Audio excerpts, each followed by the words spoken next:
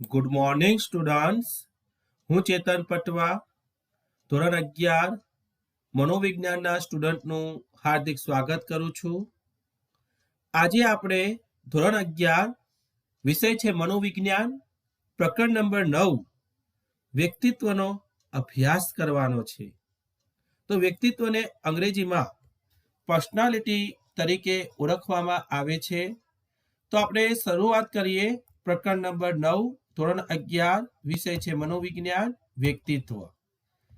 તો આજે આપણે વ્યક્તિત્વની વ્યાખ્યા જોઈશું અને વ્યક્તિત્વના અભિગમોનો અભ્યાસ કરીશું. તો સૌથી પહેલા વ્યક્તિત્વ એટલે શું એની પ્રસ્તાવનાથી આપણે શરૂઆત કરીએ મિત્રો. તો વ્યક્તિત્વને અંગ્રેજીમાં પર્સનાલિટી કહેવામાં આવે છે. રોજબરોજના વ્યવહારમાં વ્યક્તિત્વ એટલે કોઈ વ્યક્તિનો બાહ્ય દેખાવ, વ્યક્તિની અન્ય વ્યક્તિઓ પર પડતી છાપ અથવા અન્ય વ્યક્તિઓનો તે વ્યક્તિ પ્રત્યેનો પ્રતિભાવ, એવો અર્થ આપણે કરીએ છીએ. એટલે કે આમ વ્યક્તિનું ઉદ્દીપન મૂલ્ય કે જેનાથી તે અન્ય વ્યક્તિઓમાં પ્રતિભાવ જન્માવી શકે તેને તેનું વ્યક્તિત્વ કહીએ છીએ. એટલે કે વ્યક્તિત્વ એ તેની સામાજિક અપીલનું સૂચક છે.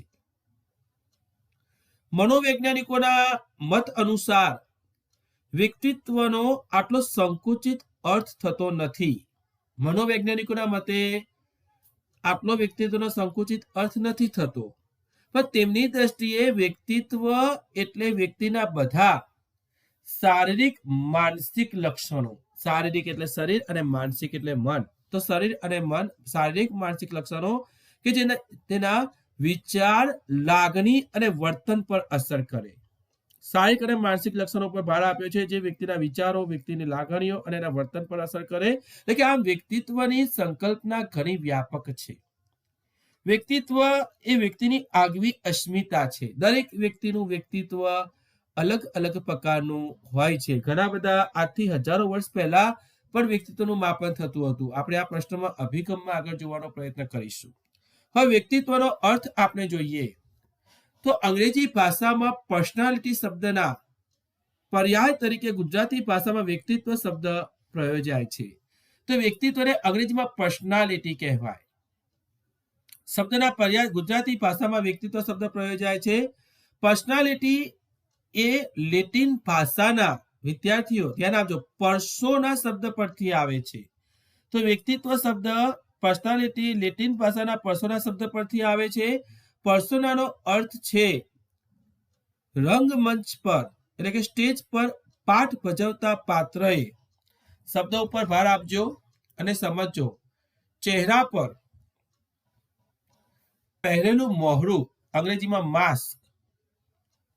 તો પર્સનાલિટી એ લેટિન ભાષાના પર્સોના શબ્દ પરથી આવે છે, પણ પર્સોનાનો અર્થ છે રંગમંચ પર પાઠ ભજવતા પાત્રએ ચહેરા પર પહેરેલું મોહરું અથવા માસ્ક.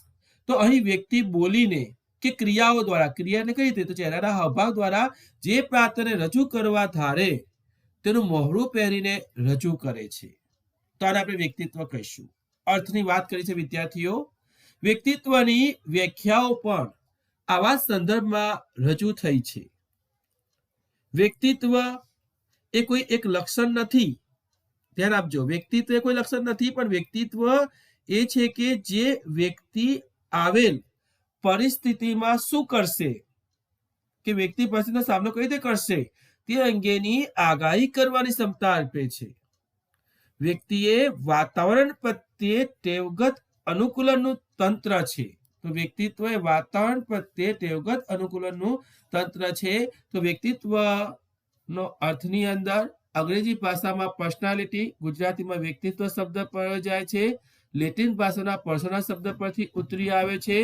પર્સોનાનો અર્થ થાય છે રંગમંચ પર પાઠ ભજવતા પાત્રો. જે ચહેરા પર પહેરેલું માસ્ક અથવા મોહરું, એને આપણે વ્યક્તિત્વ તરીકે ઓળખીશું. વ્યક્તિ ચહેરાના આધારે ઓળખાય અને એના વિચારો એના હાવભાવના આધારે ઓળખાય. હવે વ્યક્તિત્વની વ્યાખ્યાઓ જોવાનો આપણે પ્રયત્ન કરીએ મિત્રો.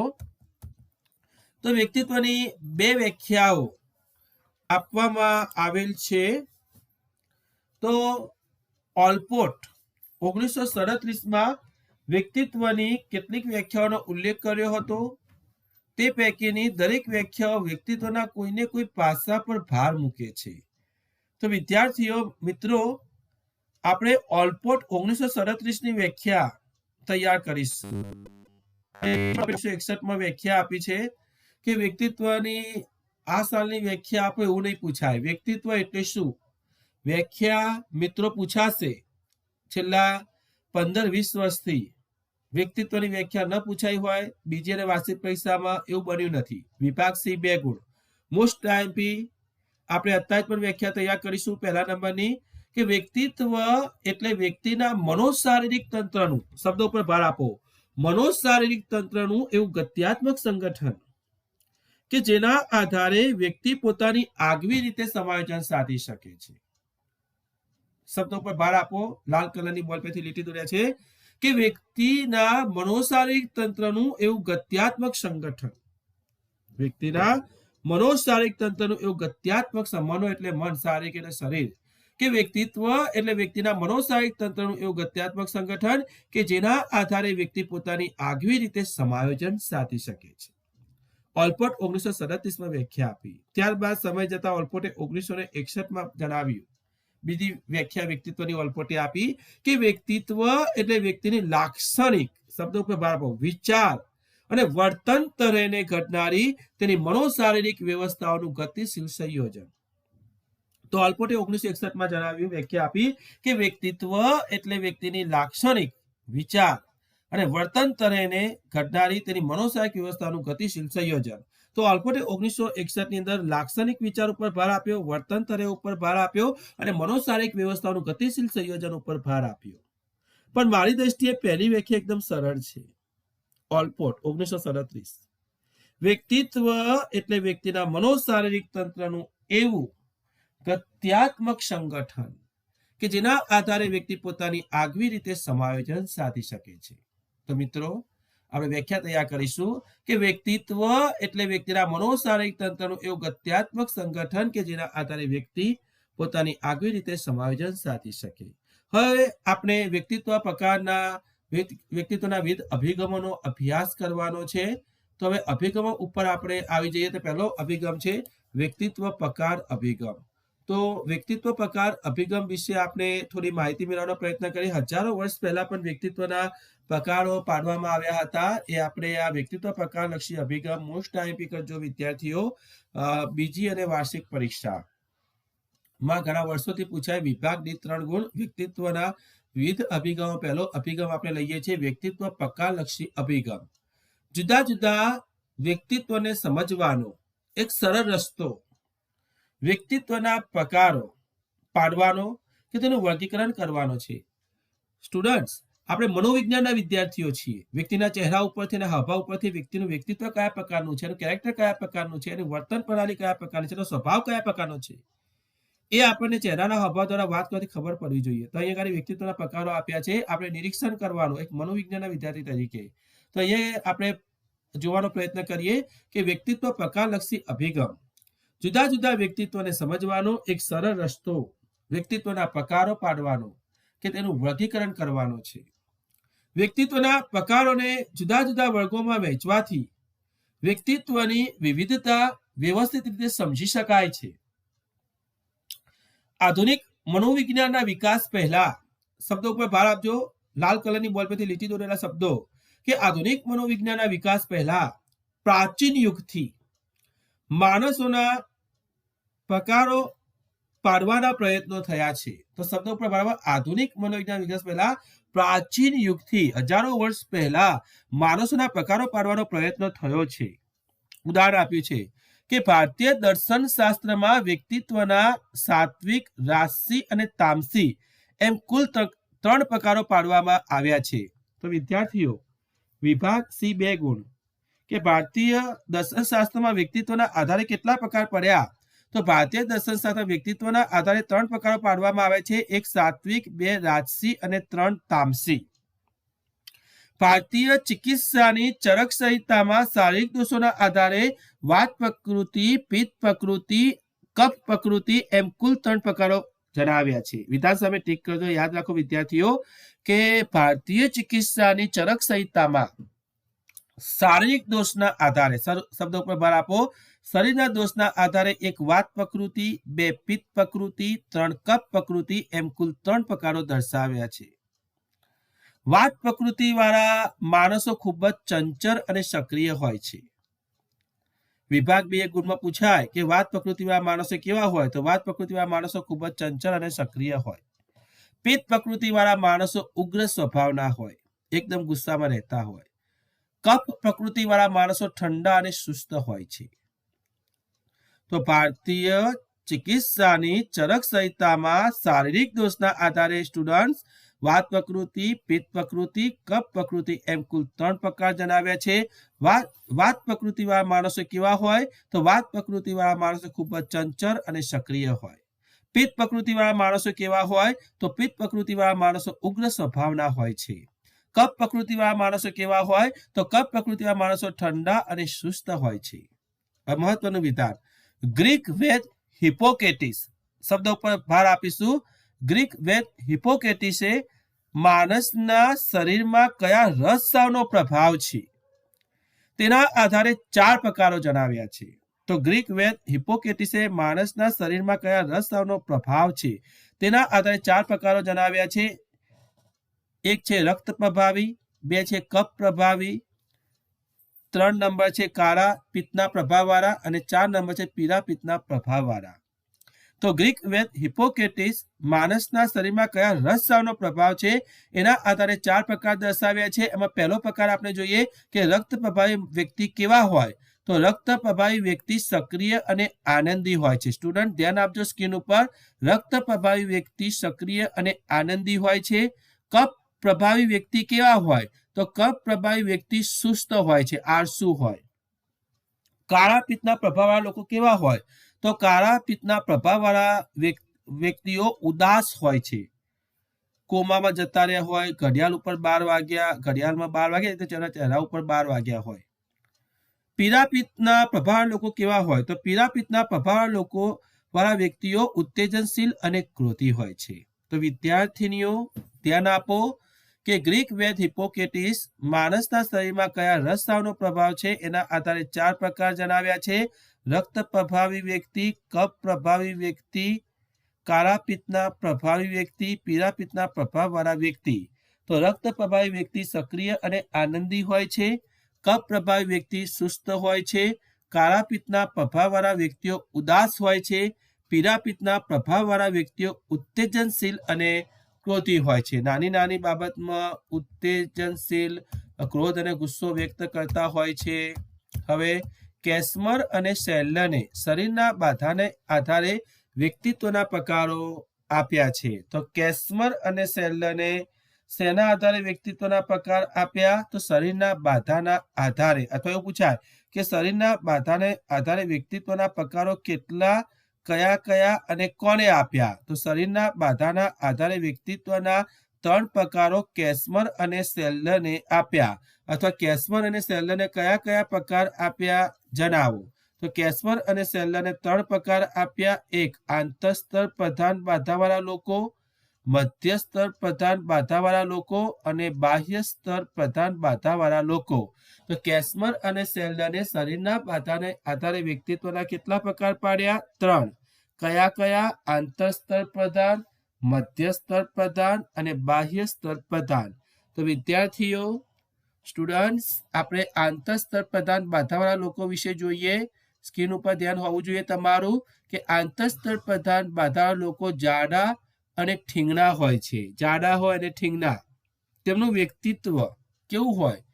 આનંદી, મિલનસાર, રમૂજી અને હરવાશવાળું હોય છે. તથા ખાવા પીવાના શોખીન હોય છે. જમ્યા પછી પણ આવા વ્યક્તિઓને વિશિષ્ટ ભૂખ લાગે. વિશિષ્ટ ભૂખ એટલે શું? મીઠાઈ, આઈસ્ક્રીમ અને કેક ખાવાની ઈચ્છા થાય. આંતરસ્તર પ્રધાન બાધાવાળા લોકો જાડા અને ઠીંગણા હોય છે. વિદ્યાર્થીઓ ધ્યાન આપો, તેમનું વ્યક્તિત્વ કેવું હોય? આનંદી, મિલનસાર, રમૂજી, હળવાશવાળું હોય છે તથા ખાવા પીવાના શોખીન હોય છે. તો આપણે શરીરના બાધાના આધારે વાત કરીએ છીએ. જેનું વજન 130-40 કિલો હોય તો એ ખાવા પીવાના શોખીન હોય, આનંદી, મિલનસાર, રમૂજવાળા હોય એટલે જ વજન વધારે હોય. સમજી શકાય એ બાબત છે. મધ્યસ્તર પ્રધાન બાધાવાળા લોકો સ્નાયુબદ્ધ હોય છે. લાલ કલરની બોલપેનથી લીટી દોરેલા શબ્દો પર ભાર આપો.